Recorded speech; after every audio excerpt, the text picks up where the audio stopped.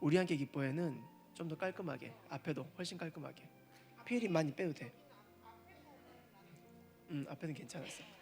해 뜨는 데부터 하고 종교는 괜찮거든. 근데 우리 함께 기뻐해 너무 오버가지 말고 조금 뺄 거 다 빼줘. 차라리 넣을 거면 할렐루야 전능하신에서 조금 하이에리다 저기 심벌 좀 더 치면 좋을 것 같아. 차라리 할렐루야에서. 그리고 일어나 걸어라는 16비트 하지 말고 한 8비트 가자. 알지? 우리 함께 합 다시 한번 볼게. 우리 함께 하고 일어나 걸어.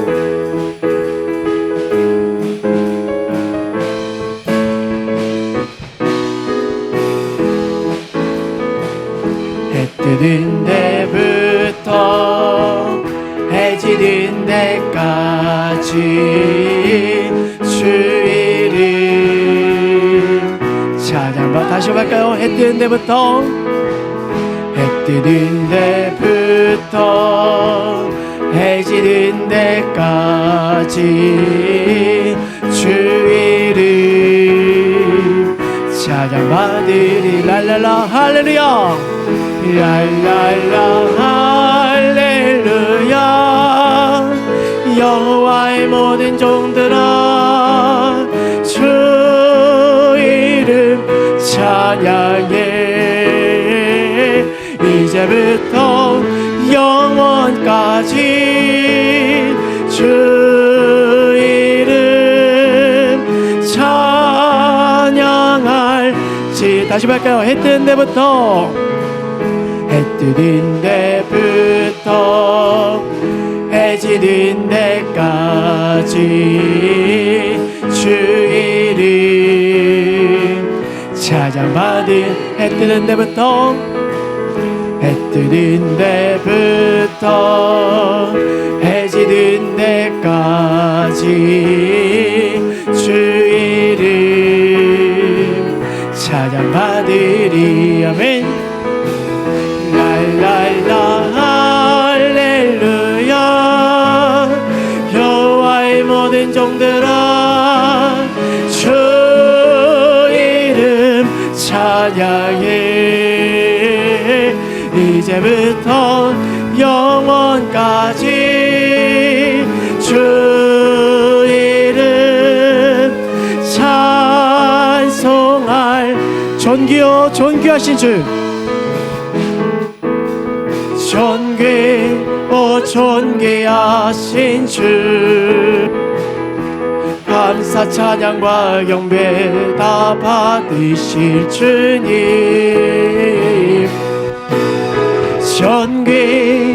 존귀하신 주 감사 찬양과 경배 다 받으실 주님. 아멘. 찬양 할렐루야. 보좌 위 어린 양께 우리 경배하며 영광 돌리네. 오 할렐루야. 우리와 함께 영광 주는 승리의 용사 또 만유의. 다시 할게요. 존귀하신 주 존귀하신 주 감사 찬양과 경배 다 받으실 주님. 아멘. 존귀하신 주 감사 찬양과 경배 다 받으실 주님. 찬양 할렐루야. 보좌 위 어린 양께 우리 경배하며 영광 돌리네. 오 할렐루야. 우리와 함께 영광 주님 승리의 요사 도망. 한 번 더 뵙니다. 존귀요 존귀하신 주, 존귀, 존귀하신 주. 우리가 감사 찬양과 경배 다 받으시 주님. 존귀요 존귀하신 주, 존귀, 존귀하신 주.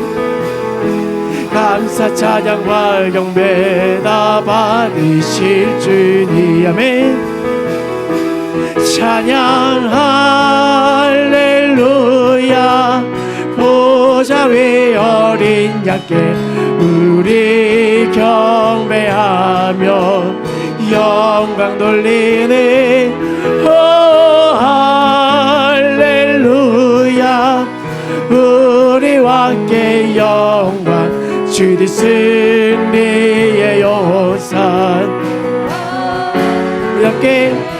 우리 함께 기뻐해. 우리 함께 기뻐해. 주께 영광 돌리세. 어린 양의 혼인 잔치와 신부가 준비. 다시 할까요? 우리 함께 기뻐해. 우리 함께 기뻐해. 주께 영광 돌리세. 어린 양의 혼인 잔치와 신부가 준비되었네. 아멘. 할렐루야. 전능하신 주가 다스리네. 할렐루야. 전능하신 주가 다스리네. 할렐루야. 전능하신, 할렐루야. 전능하신 주가 다스리네. 할렐루야. 할렐루야. 전능하신 주가. 다시 할까요? 우리 함께 기뻐해. 우리 함께 기뻐해. 주께 영광 돌리세. 어린 양의 혼인 잔치와 신부가 준비되어. 한 번 더. 우리 함께 기뻐해. 우리 함께 기뻐해. 주께 영광 돌리세. 어린 양의 혼인 잔치와 신부가 준비되었네. 아멘. 할렐루야. 전능하신 주가 다스리네. 할렐루야. 할렐루야. 전능하신 주가 다스리네.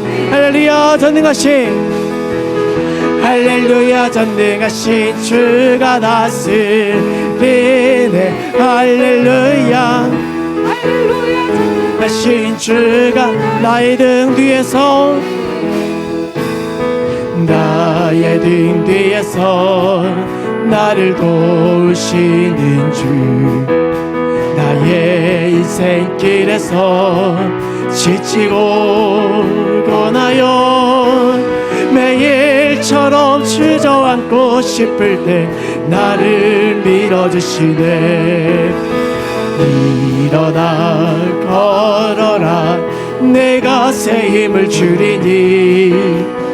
일어나 너 걸어라. 내 너를 또 나의 등 뒤에서, 나의 등 뒤에서 나를 도우시는 주. 평안히 길을 갈 때 보이지 않아도 지치고 고나여 넘어질 때면 다가와 손 내밀. 일어나 걸어라. 일어나 걸어라. 내가 새 힘을 주리니. 일어나 너 걸어라. 내 너를 도와매. 나의 등 뒤에서 나를 도우시는, 나를 도우시는 주. 때때로 뒤돌아보면 여전히 계신 주, 잔잔한 빛으로 바라보시며 나를 재촉하시네. 아멘.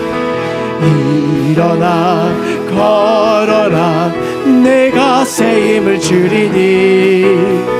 일어나 너 걸어라, 내 너를 도우리. 아멘. 아멘. 할렐루야. 우리를 도우시는 우리 예수님을 닮아 우리가 주님께 찬양 드리고 나기 원합니다. 우리가 드릴 수 있는 최고의 찬양으로 하나님께 영광 드리겠습니다. 낮은 해처럼 밤의 달처럼.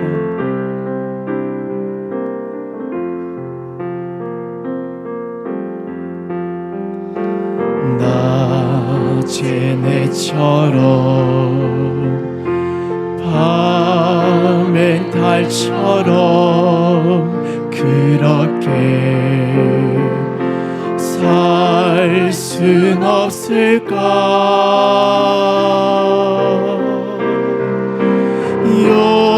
욕심도 없이 어두운 세상 비추어 온전히 남을 위해 살듯이 나의 일생에 꿈이 있다면 이 땅에 빛과 소금 되어 가난한 영혼, 지친 영혼을 주님께 인도하고픈데 나의 욕심이 나의 못난 자가 언제나 커다란 짐 되어 나를 짓눌러 마음을 곤곳케 하니 예수여 나를 도와주소서. 예수님처럼 바울처럼 예수님처럼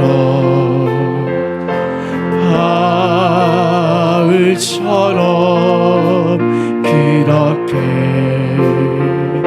살 순 없을까? 남을 위하여 당신들의 온몸을 온전히 버리셨던 것처럼 주의 사랑을 베푸는 사랑 값없이 그저 주는 사랑 그러나 나는 주는 것보다 받는 것 더욱 좋아하니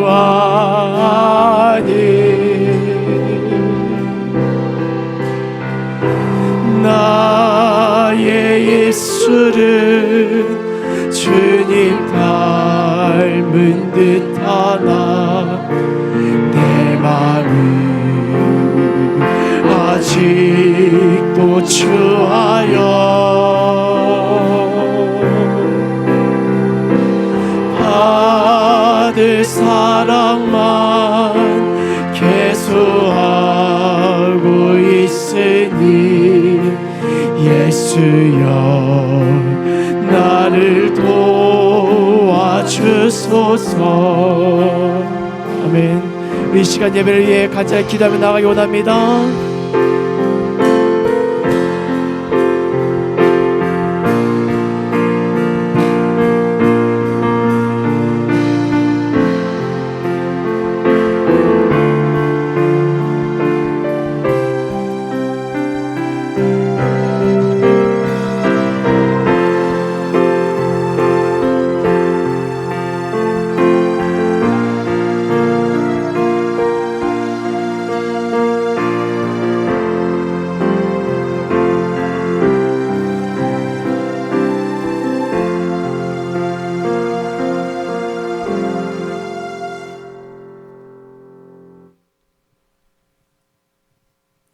묵도하심으로 3월 17일 오후 찬양 예배를 시작하도록 하겠습니다.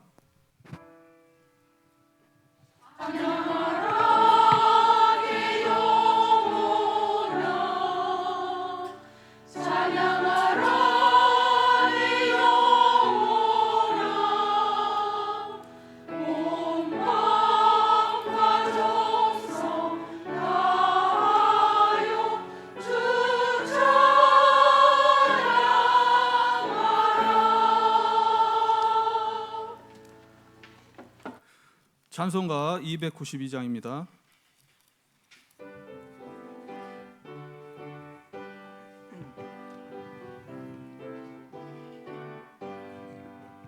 주 없이 살 수 없네 죄인의 구주여 그 귀한 보배 피로 날 구속하소서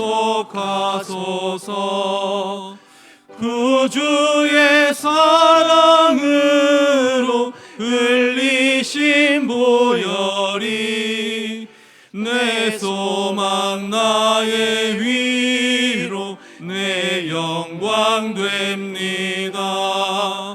주 없이 살 수 없네 나 혼자 못 서리 힘없고 부족하며 지혜도 없도다 내 주는 나의 생명 또 나의 힘이라 주님을 의지하여 지혜를 얻으리 주 없이 살 수 없네 내 주는 아신다 내 영의 깊은 간구 마음의 소원을 주밖에 나의 마음 네 알아주리요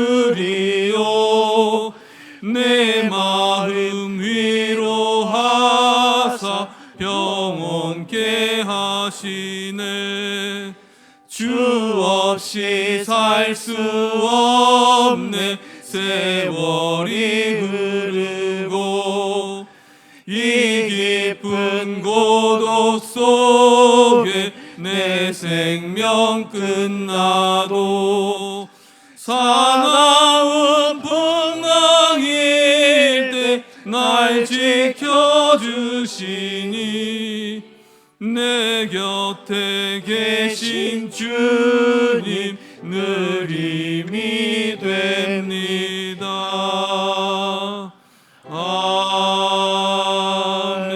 아멘. 최호연 집사님께서 우리를 대표해서 기도해 주시겠습니다. 기도드리겠습니다. 좋으신 하나님, 주를 사모함에 이 시간 고백드립니다. 주를 성수할 수 있는 굳건한 믿음 허락하시어 은혜의 자리에 함께할 수 있음에 감사드립니다. 이 시간 저희의 믿음의 문을 열고 열정으로 찬양과 예배를 드리오니 홀로 영광 받으시옵소서.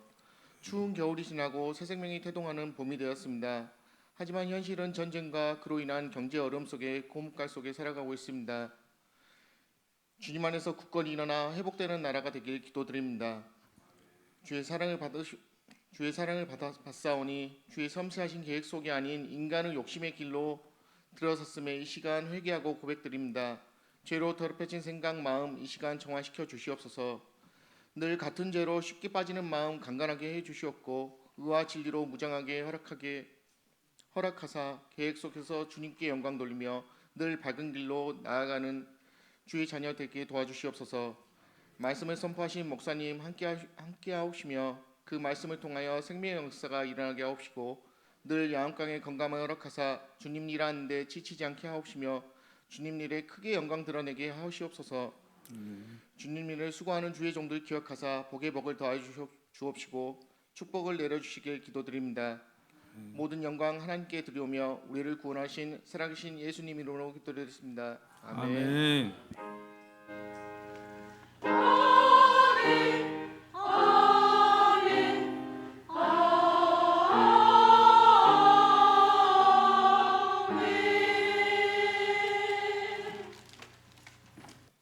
예, 오늘의 하나님의 말씀은 마가복음 12장 28절부터 34절까지의 말씀입니다. 제가 가진 성경으로 신약성경 76페이지 있습니다. 마가복음 12장 28절부터 34절까지입니다. 신약성경 76페이지입니다. 그러면 다 찾으실 줄 알고 교독하겠습니다. 서기관 중 한 사람이 그들이 변론하는 것을 듣고 예수께서 잘 대답하신 줄을 알고 나와 묻되 모든 계명 중에 첫째가 무엇이니까?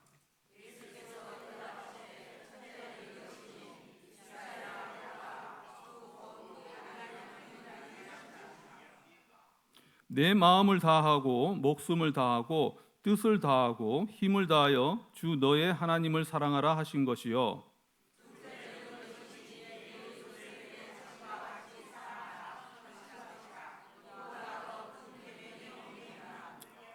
서기관이 이르되 선생님이여 옳소이다. 하나님은 한 분이시요 그 외에 다른 이가 없다 하신 말씀이 참이니이다.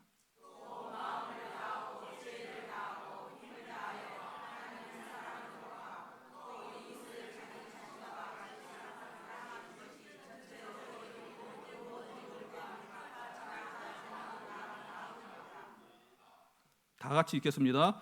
예수께서 그가 지혜 있게 대답함을 보시고 이르시되 내가 하나님의 나라에서 멀지 않도다 하시니 그 후에 감히 묻는 자가 없더라. 아멘. 샬롬 찬양대의 찬양 읽겠습니다.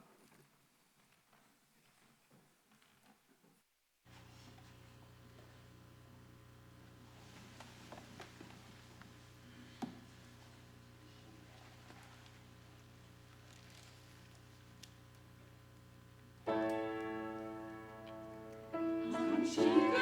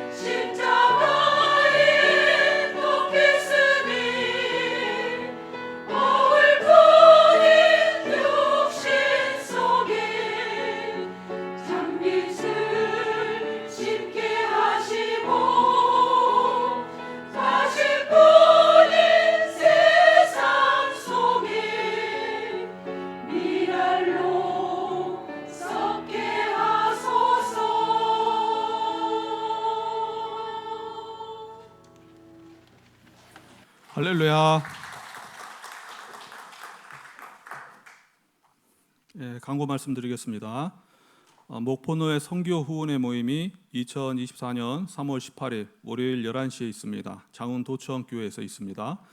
제 137회 목포노회 봄노회가 있습니다. 3월 21일 목요일 10시에 있습니다. 장흥 효성교회에서 있겠습니다. 학습 세례 신청을 받습니다. 3월 31일은 부활주일입니다. 학습 세례식과 성찬식이 있습니다. 학습 세례 받으실 분은 사무실로 신청해 주시기 바랍니다. 평신도 성경통신대학 신입생 모집합니다. 입학을 희망하시는 분은 3월 31일까지 입학원서를 작성하셔서 사무실로 제출해 주시기 바랍니다. 단기 선교가 있습니다. 7월 22일부터 26일까지 있습니다. 많은 신청해 주시기 바라겠습니다. 정기도회가 다음 주일 오후 예배 후에 5층 당회실에 있습니다. 다음 주일 오후 예배는 제1 여던교회 헌신 예배로 드리겠습니다. 2024년 고난주간 특별 새벽 기도회가 3월 25일부터 30일까지 새벽 5시에 본당에서 있습니다. 이상 광고 말씀이었습니다. 봉을 위해서 기도드리겠습니다. 김두래 집사님 사랑의 우유헌금 하셨습니다. 조희찬, 민경빈 감사헌금 하셨습니다. 백종훈 선생님 선교헌금 하셨습니다. 이보배, 이보영 1,000번째 드리셨습니다. 최재권, 최다인, 송나은 1,000번째 드리셨습니다. 기도하겠습니다. 하나님 아버지, 또 이렇게 좋은 날씨 허락하여 주시고 또 이렇게 오후 예배, 찬양 예배로 또 하나님께 예배드리게 하시니 너무나도 감사합니다. 그동안에 너무 큰 은혜 주셔서 또 너무나도 감사합니다. 오늘 우리에게 또 힘과 능력을 허락하여 주시고 또 그 임재 안에서 편안함과 또한 많은 것들 저희들을 추구하면서 나아갈 수 있도록 해주시니 너무나도 감사합니다. 그 모든 은혜를 생각하면서 예물을 드립니다. 또 이 예물을 기쁘게 받아주시고 또 쓰이는 곳에 또 하나님의 나라가 확장되게 하시고 또 하나님의 영광만이 드러날 수 있도록 도와주시옵소서. 우리 목포 충영교회가 또 하나님을 더욱더 사랑하고 또 하나님의 뜻에 따라서 나아가는 또 훌륭한 교회 될 수 있도록 주님 도와주시고 항상 기쁨으로 드릴 수 있는 그러한 교회 될 수 있도록 도와주시옵소서. 이 모든 말씀 예수 그리스도 이름으로 기도드리옵나이다. 아멘. 할렐루야. 오늘 이렇게 또 오후 찬양 예배에 오신 여러분을 환영합니다. 오늘 제목이 가장 큰 계명이라는 제목으로 또 마가복음 12장 28절부터 34절까지의 말씀을 여러분에게 전하겠습니다. 마가복음 12장의 말씀을 많이 묵상하셨을 것인데요. 또 유대인들과 예수님 간의 논쟁이 계속되고 있습니다. 또 예수님 당시 많은 유대 종파들이 있었는데요. 그들은 각각의 이해대로 또 하나님 나라를 이해하고 있었고 또 그 나라의 완성을 위해서 각자만의 전략을 가지고 있었습니다.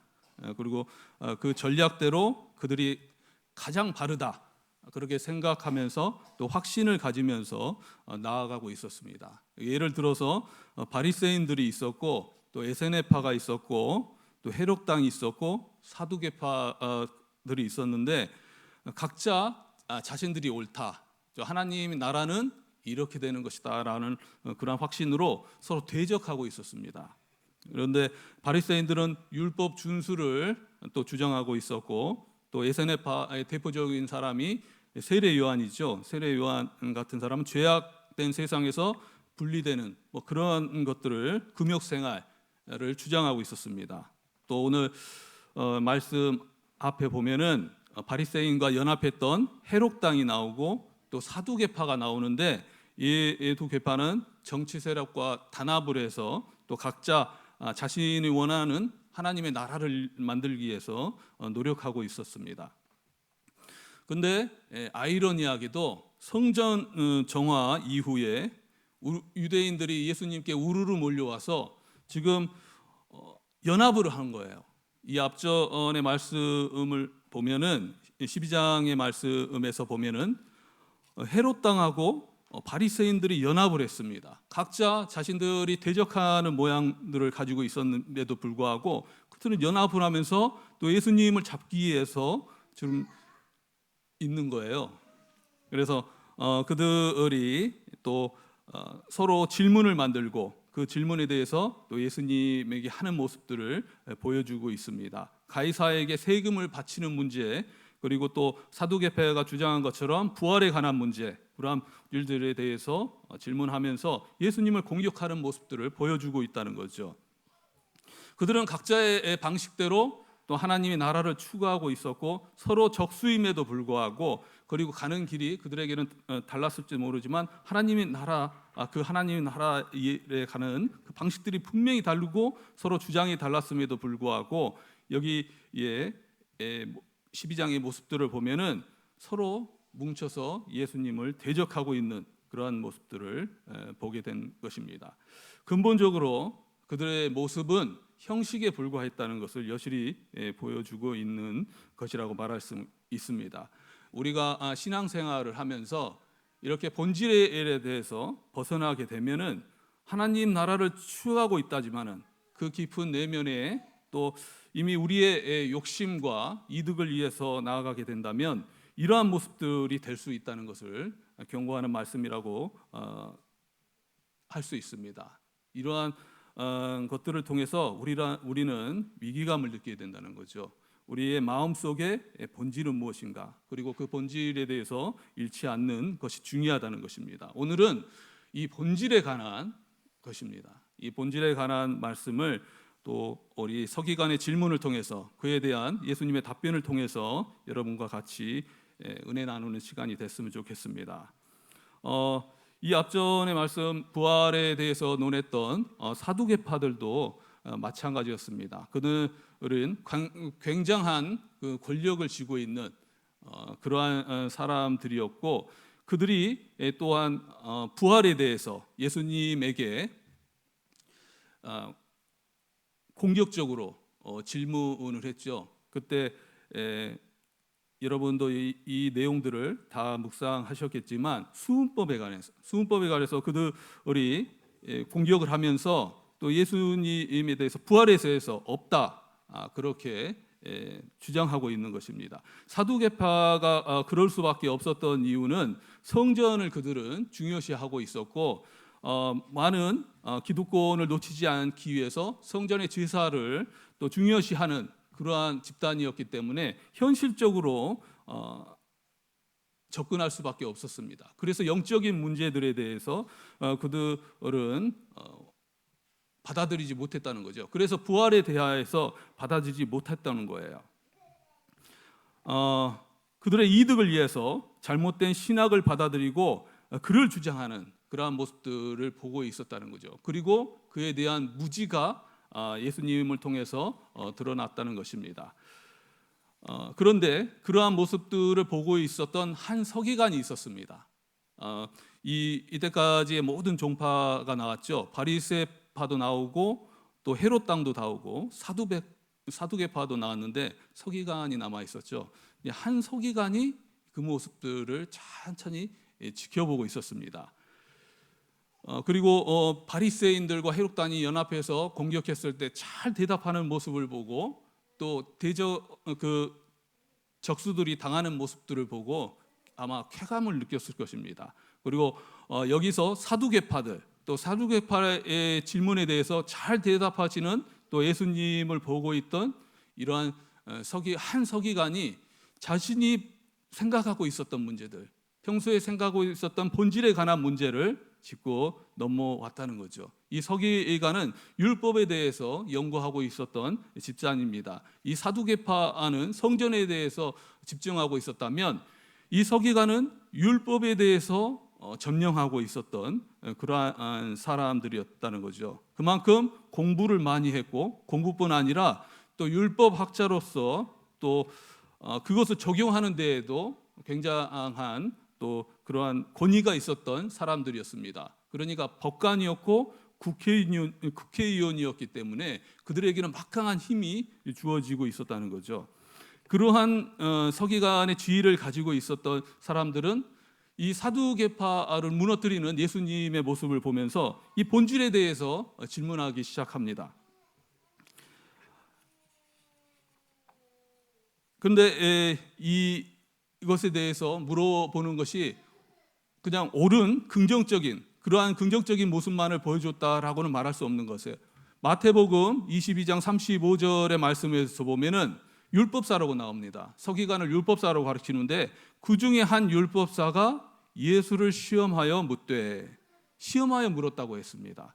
이때까지 많은 종파들이 예수님을 시험했습니다. 그리고 그것에 대해서 날카로운 질문을 통해 예수님을 책잡기 위해서 노력했는데 여기서도 시험을 했다라고 나오고 있어요. 그런데 여기에서 나오는 서기관은 집단이 아니라 한 명이 나오고 있거든요. 한 명이 나오면서 그 본질에 대해서 또 추가하고 있다는 거예요. 그 후의 내용들을 보면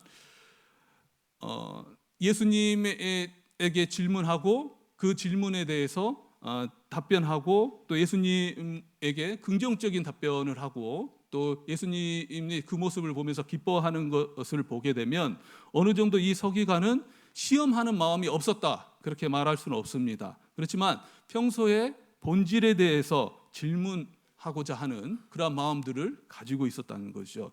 그리고 사두개인들을 무너뜨리는 그러한 모습들을 보면서 그 평소에 생각하고 있었던 그러한 생각을 예수님께 질문을 했던 것입니다. 그가 서기관들을 대표해서 나왔는지 아니면 개인적인 질문인지는 알 수는 없지만 자신이 대표로 또 예수님을 통해서 그 본질적인 문제를 추구하고 싶었다는 것이죠. 그래서 그에게 질문을 합니다. 예수님에게 질문을 합니다. 모든 계명 중에 첫째가 무엇이니까?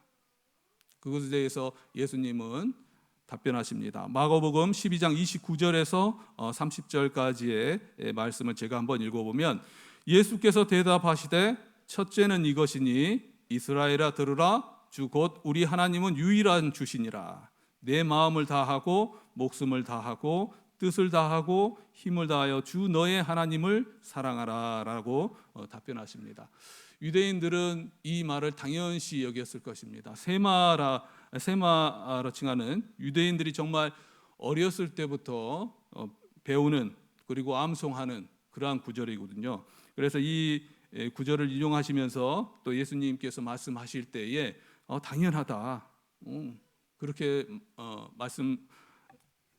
받아들였을 거예요. 그리고 신명기 6장 4, 5절에서 들으라 우리 하나님 여호와는 오직 유일한 여호와시니 너는 마음을 다하고 뜻을 다하고 힘을 다하여 내 하나님 여호와를 사랑하라 라고 나온 것처럼 나중에 서기관이 그렇게 말하잖아요. 하나님 여호와는 오직 유일한 여호와시다. 그렇게 말하는 것처럼 이 신명기의 말씀은 그들에게 있어서 당연한 말씀이었습니다. 첫째 계명이라고 그렇게 여길 수 있는 그러한 당연한 구절이었다는 거죠. 그런데 예수님은 여기서 끝나지 않으셨다는 거죠. 둘째를 말씀하십니다. 마가복음 12장 31절에서 둘째는 이것이니 내 이웃을 내 자신과 같이 사랑하라 하신 것이라.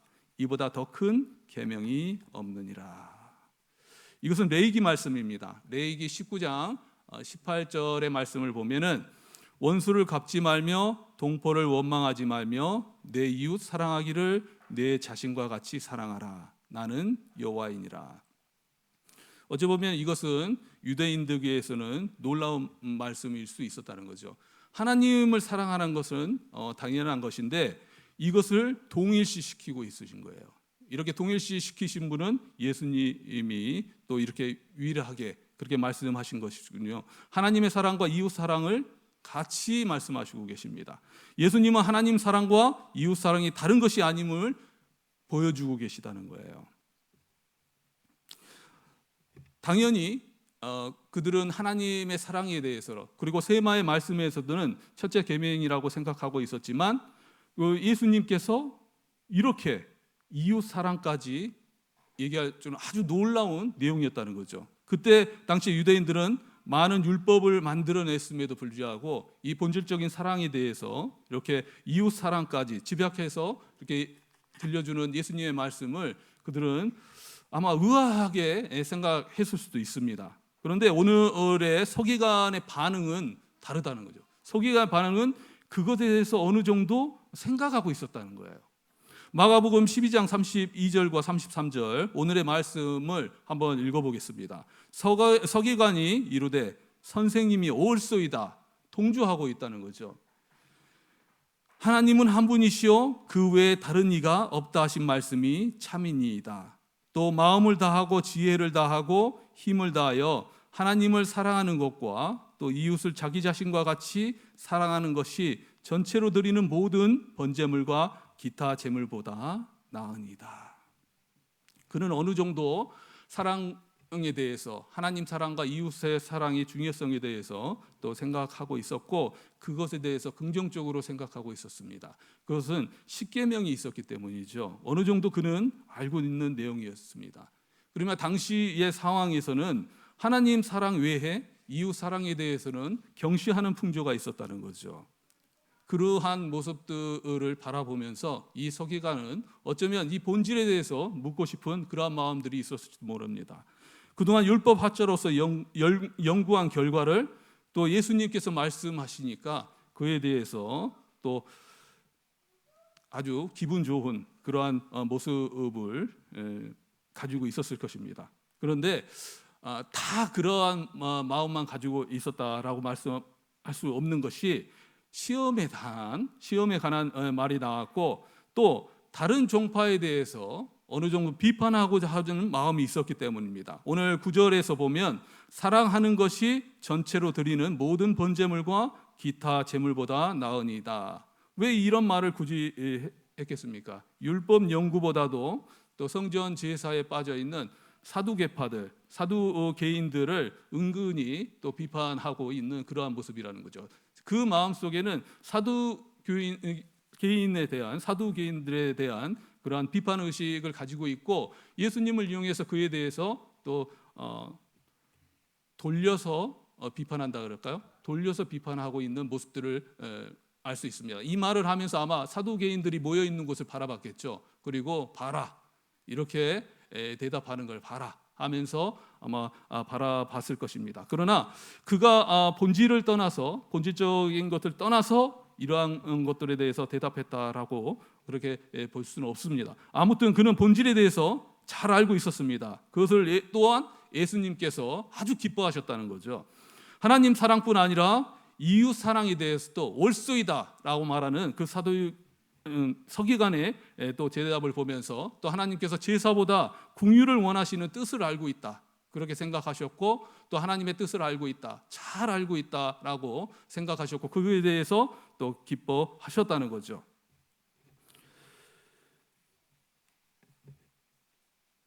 그런데 그럼에도 불구하고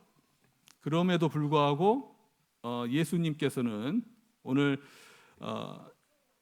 12장 34절의 말씀에서 보면 이렇게 대답하십니다. 예수께서 그가 지혜 있게 대답함을 보시고, 아주 지혜 있게 대답함을 보셨습니다. 그리고 그것에 대해서 기뻐하셨습니다. 내가 하나님 나라에서 멀지 않도다 하시니 그 후에 감히 묻는 자가 없더라.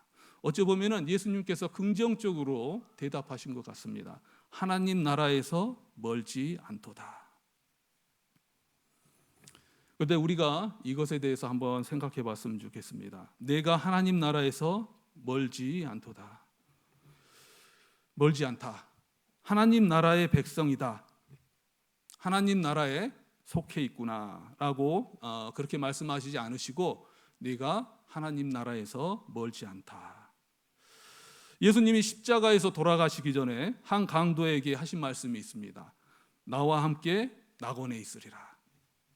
그렇게 말씀하시고, 강도에게는 낙원 안에 들어가 있다, 낙원에 함께 있을 것이다 라고 대답하셨음에도 불구하고, 여기 서기관, 너무나도 잘 알고 있는, 그리고 그것에 대해서 명쾌하게 대답했던 이 서기관에게는 멀지 않다라고 말씀하고 계신 거예요.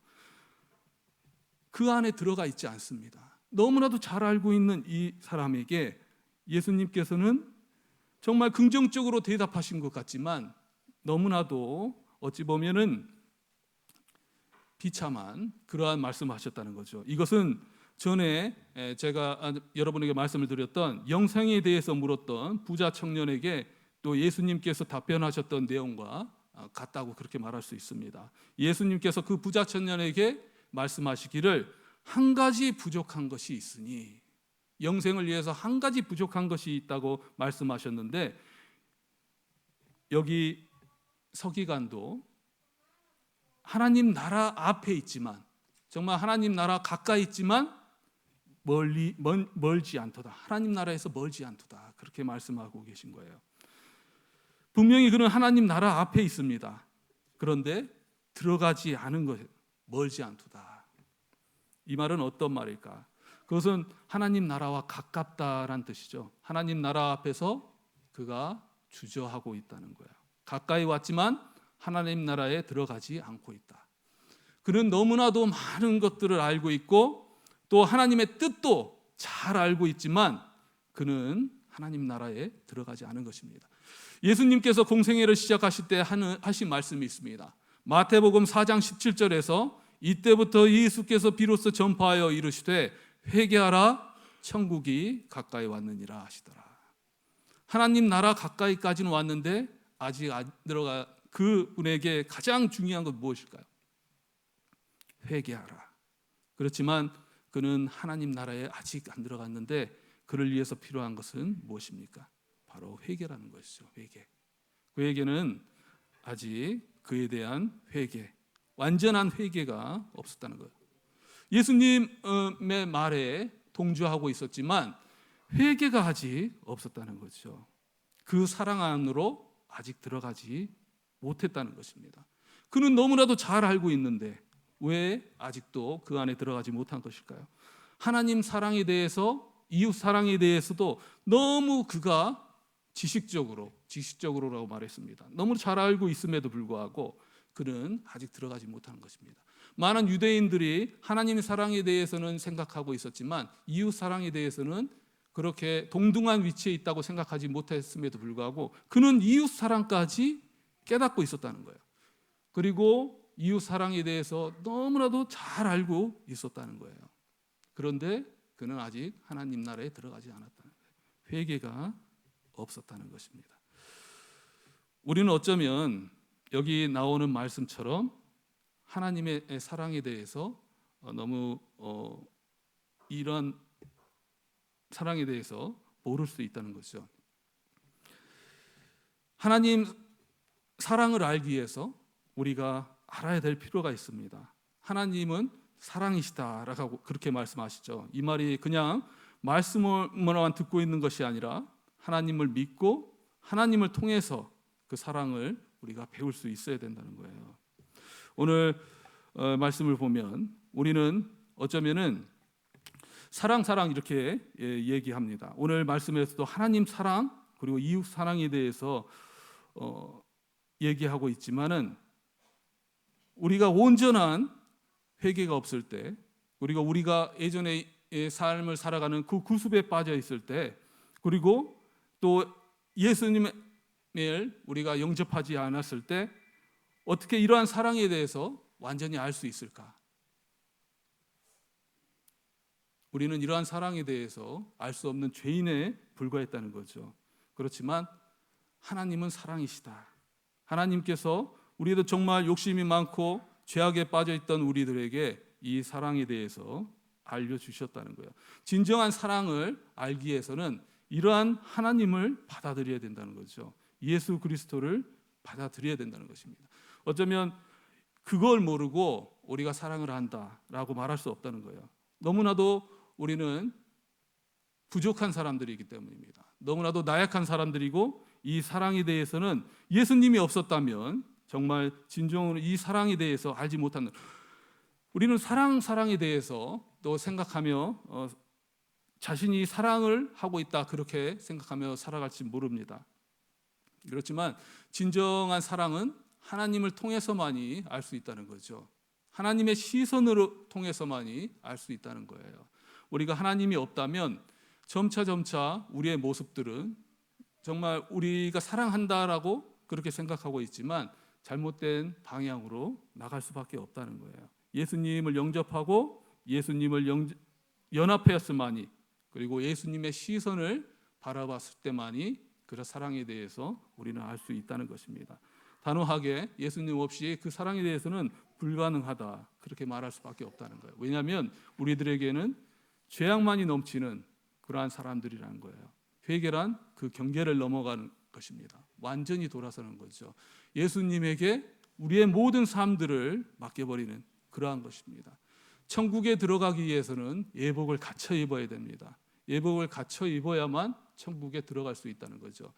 그런데 예복을 갖춰 입기 위해서는 예전에 가지고 있었던 우리의 욕심과 또한 우리의 아집으로 가지고 있었던 옷을 벗어 던져야 된다는 거죠.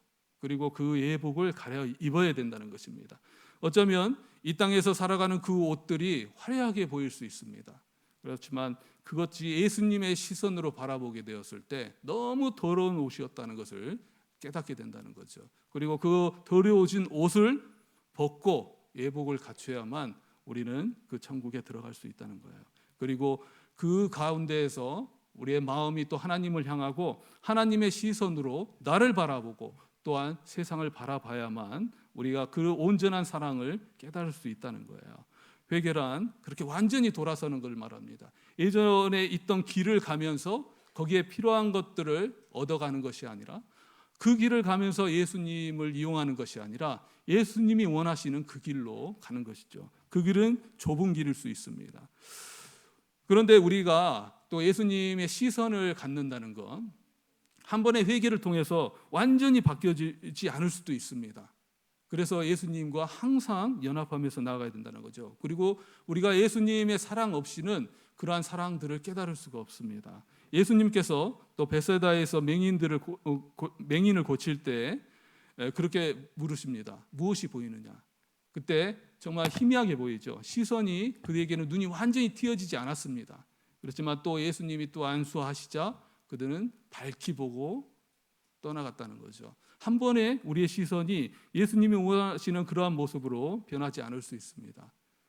우리가 회개하고 예수님을 영접했지만 우리가 예수님과의 친밀한 관계를 통해서 계속된 회개를 통해서만이 그러한 시선을 가질 수 있다는 거죠. 시간을 통해서 정말 많은 말씀을 묵상하고 기도를 통해서 그 시선이 바뀌어질 수 있다는 거예요. 근데 한번 우리가 생각해 보면은 이러한 회개들이, 그리고 올바른 예수님의 시선을 갖는 것들이 우리의 결단만으로 되는 것일까?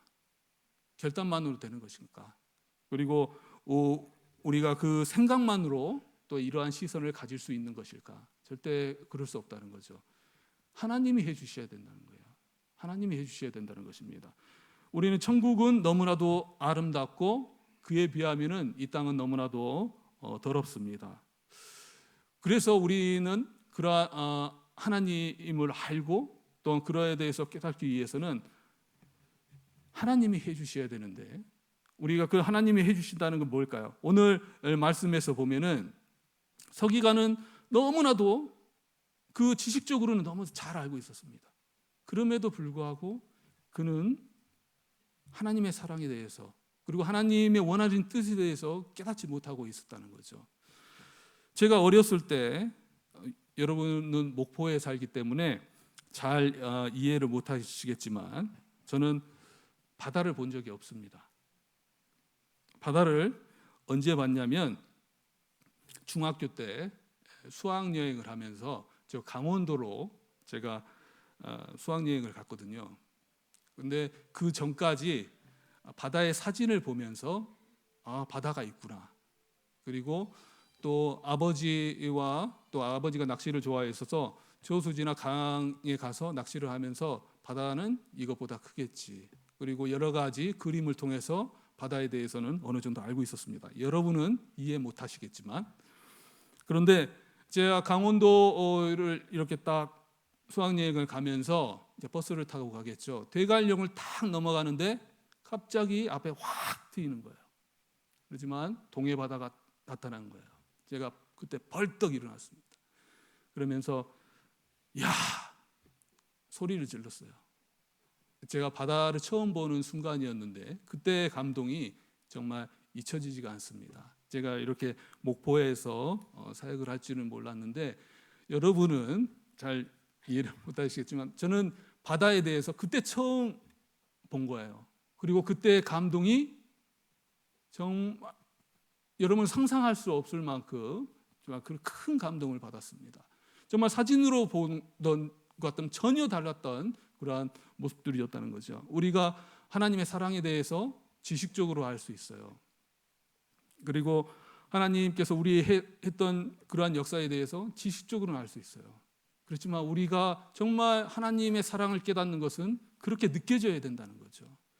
봐야 된다는 거예요. 그래야만 우리가 하나님의 사랑을 느낄 수 있다는 거예요. 그러면은 변화가 될까요? 지식만으로 변화 안 돼요. 지식만으로는 변화가 안 됩니다. 그렇지만 진정한 변화라는 것은 예수님을 진정으로 만났을 때, 그리고 그를 통해 나오는, 제가 바다를 봤을 때 감탄사처럼 그렇게 감탄사 쏟아 나오듯이 느껴지는 그 감동을 통해서, 은혜를 통해서, 하나님 정말 하나님의 끔찍한 사랑을 통해서만이 우리가 변화될 수 있다는 거죠. 그때 감동, 그때는 그러한 감동주처럼 우리는 각자 예수님을 만났습니다. 그리고 그러한 사랑을 느꼈다는 거죠. 그렇다면은 분명히 변화가 있다는 거예요. 어떤 변화일까요? 오늘 본질했는데 본질은 여기서 사랑입니다. 사랑. 하나님의 사랑을 우리가 깨닫고 가는 거죠. 하나님의 사랑을 우리가 마음속 깊이 그것을 깨닫고 하나님의 시선으로, 하나님과 연합해서 하나님의 시선으로 먼저 내 자신을 바라보는 거예요.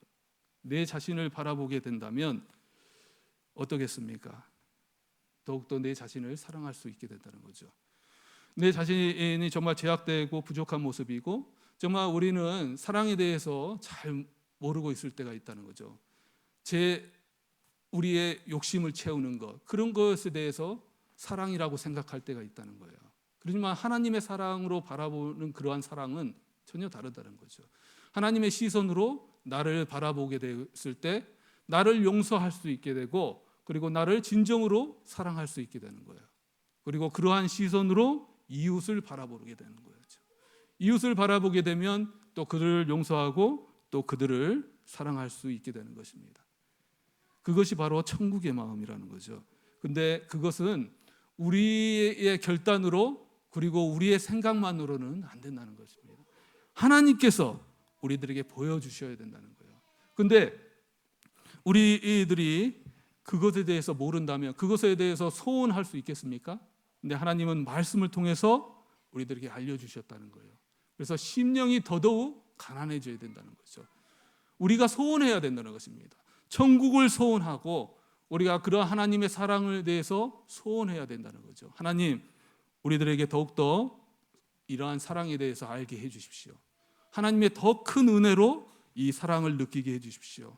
하나님의 사랑과 은혜 가운데서 머물게 해주십시오. 우리는 생각해보면 정말 이러한 사랑하지만은 하나님의 사랑에 대해서 진정으로 알고 있는 사람들일까?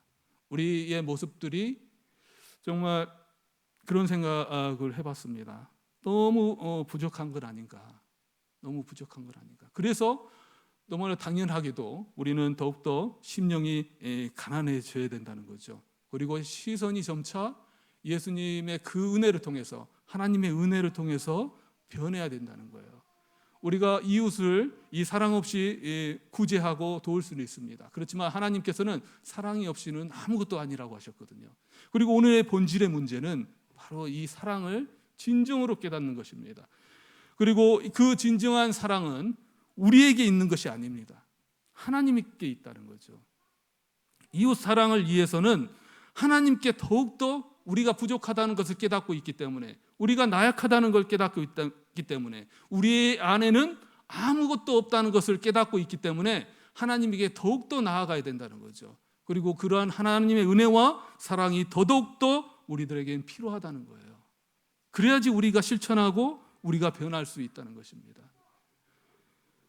우리 이 사랑은 생각만으로 이루어지지 않는다는 거예요.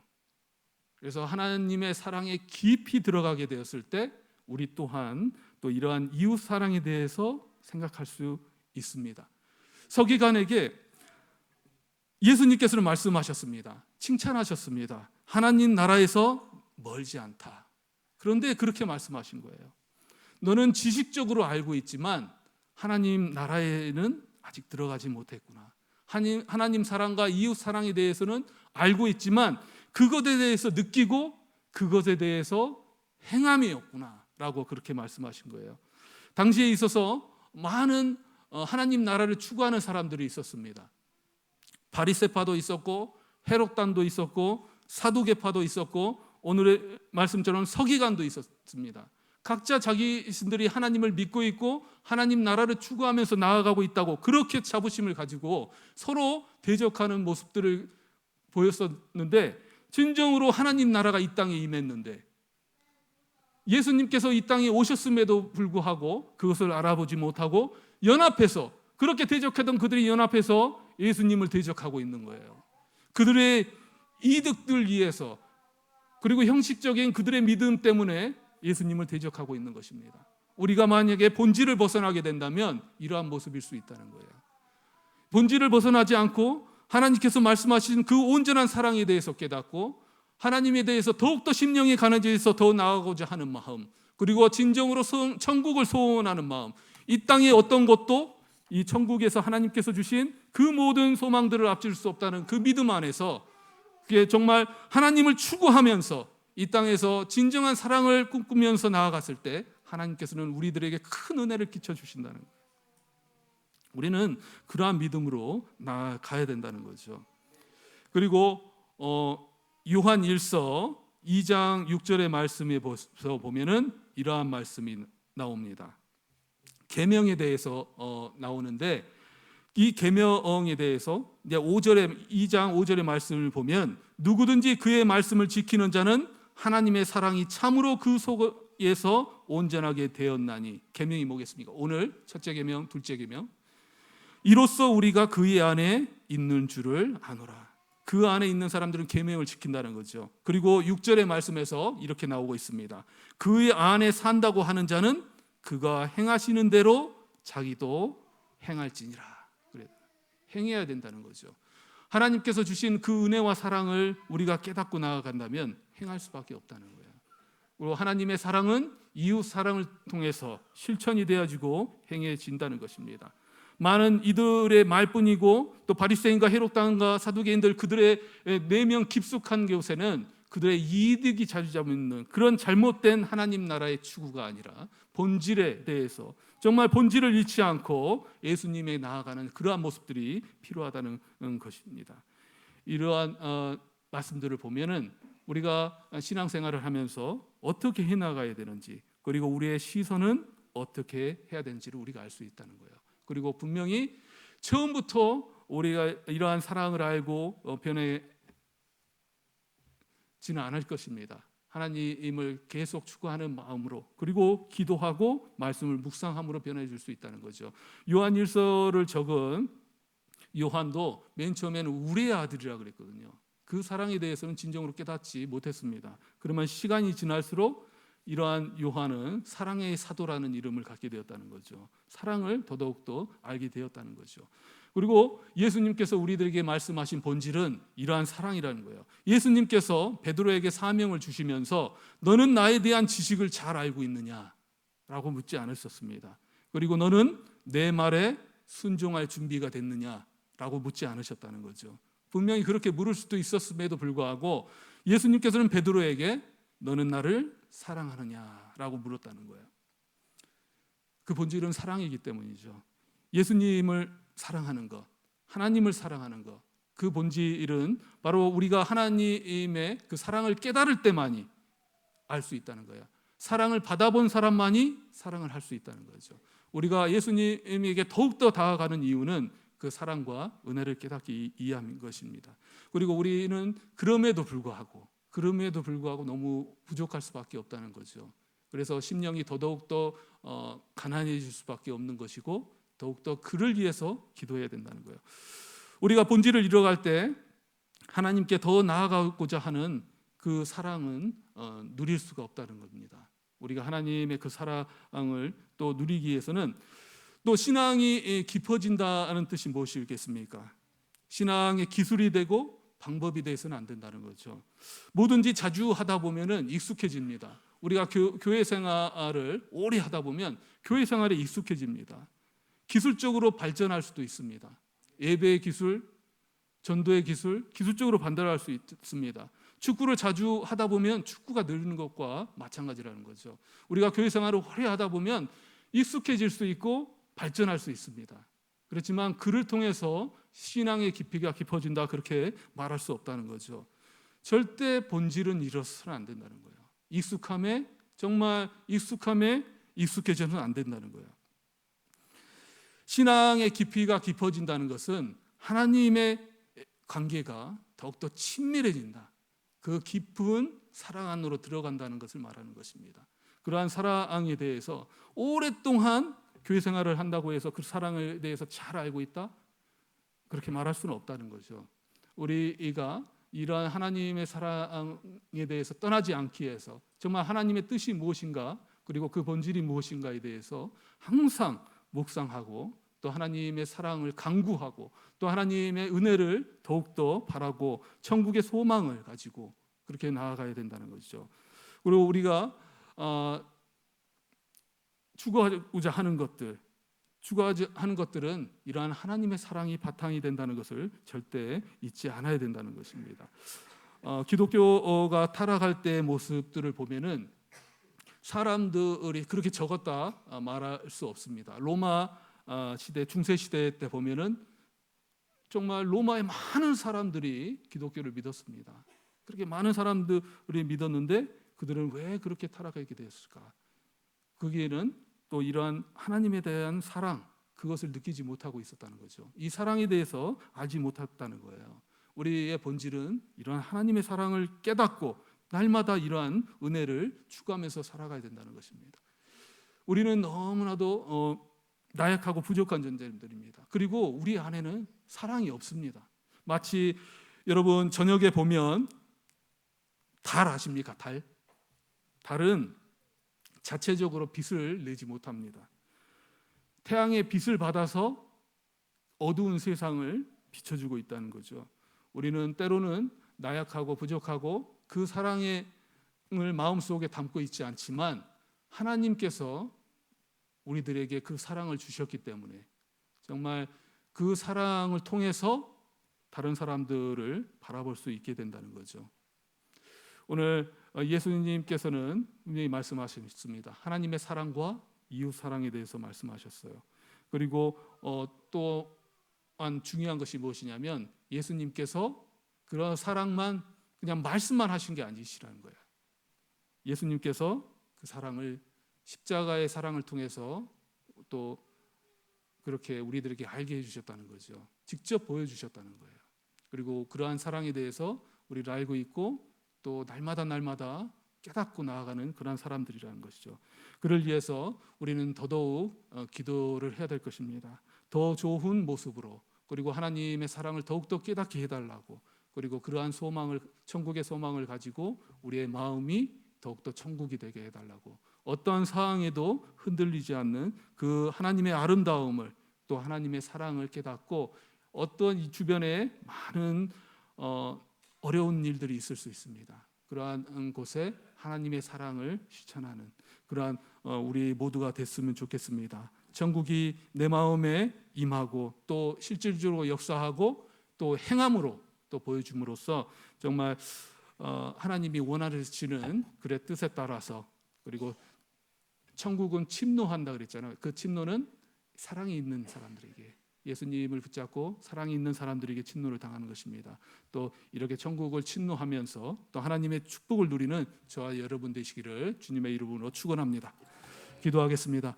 하나님 아버지, 그 크신 사랑으로 우리를 불러주시고 또 구원케 해주신 은혜에 너무나도 감사합니다. 하나님, 그러나 저희들 많이 부족해서 그 사랑을 잊어버린 채 또 사랑을 실천하지 못할 때가 너무나도 많습니다.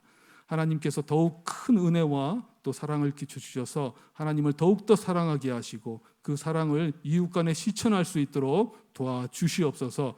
더욱 하나님의 사랑과 은혜를 깨닫기를 원합니다. 또 하나님의 사랑으로 충만케 하옵소서. 이 모든 말씀 예수 그리스도의 이름으로 기도드리옵나이다. 아멘. 찬송가 315장입니다.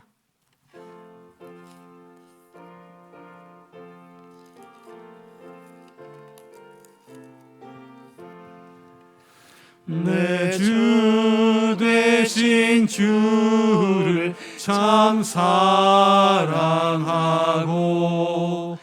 곧 그에게 죄를 다 고합니다. 그 은혜를 주신 내 예수시니 이전보다 더욱 사랑합니다. 주 날 사랑하사 구하시려고 저 십자가 고난 당하셨도다. 그 가시관 쓰신 내 주 배우니 이전보다 더욱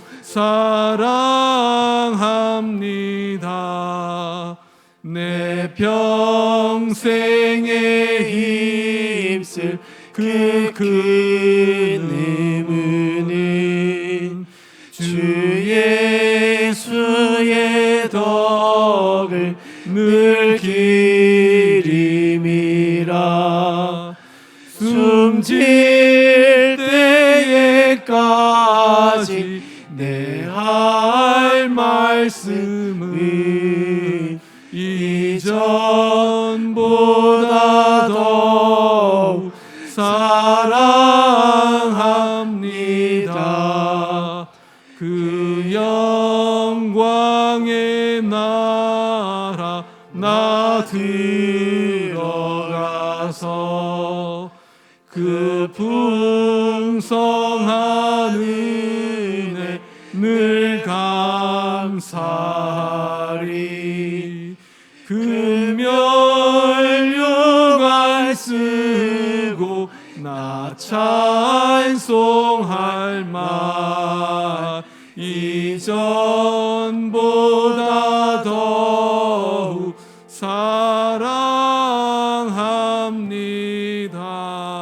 사랑합니다. 아멘. 기도하겠습니다. 이제는 우리 주 예수 그리스도의 놀라우신 은혜와 하나님 아버지의 무한하신 사랑과 성령님의 감동, 감화, 위로하심과 교통하심이 여기 모인 모든 성도분들 머리 위에, 그 터 위에 이제로부터 영원토록 함께 있을지어다. 아멘.